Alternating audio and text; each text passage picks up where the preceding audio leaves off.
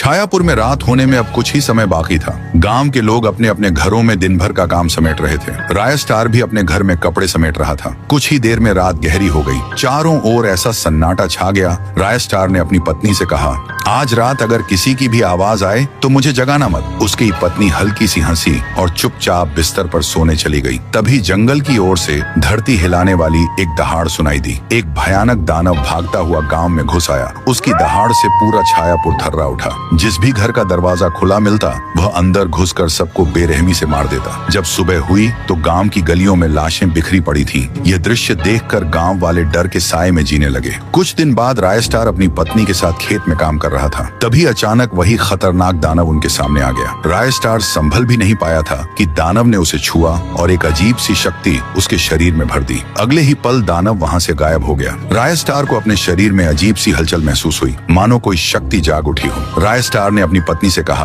काश हमारे पास कोई ऐसी मशीन होती जो सारा काम खुद ही कर देती। उसने अभी बात पूरी भी नहीं की थी कि उनके सामने सचमुच एक रहस्यमयी मशीन प्रकट हो गई। राय स्टार यह देखकर हैरान रह गया। वह उस मशीन को गांव ले आया और गांव वालों से बोला, अगर तुम इस मशीन से सच्चे मन से मांगोगे तो यह तुम्हें सब कुछ देगी। गांव वालों ने एक एक करके मशीन से अपनी इच्छाएं मांगी और चमत्कार यह है कि सबको वही मिला जो उन्होंने चाहा। उसी रात राय स्टार ने मशीन से कहा, गांव में जो दानव आते हैं उन्हें खत्म कर दो। कुछ देर बाद दानव फिर गांव में आए, लेकिन इस बार राय स्टार ने अपनी शक्ति का इस्तेमाल किया और पल भर में दोनों दानवों को खत्म कर दिया। सुबह होते ही उसने गांव वालों से कहा, अब डरने की कोई बात नहीं, दानव खत्म हो चुके हैं। गांव वाले खुशी से झूम उठे, लेकिन समय के साथ गांव वालों में लालच बढ़ने लगा। वे मशीन से जरूरत से ज्यादा मांगने लगे। एक दिन जब सब मिलकर मशीन से कुछ मांग रहे थे, तभी मशीन के अंदर से एक डरावना साइको निकल आया। उसने एक एक कर कई गांव वालों को मार डाला और फिर वापस मशीन में समा गया। डरे सहमे गांव वाले राय स्टार के घर पहुंचे और चिल्लाकर बोले,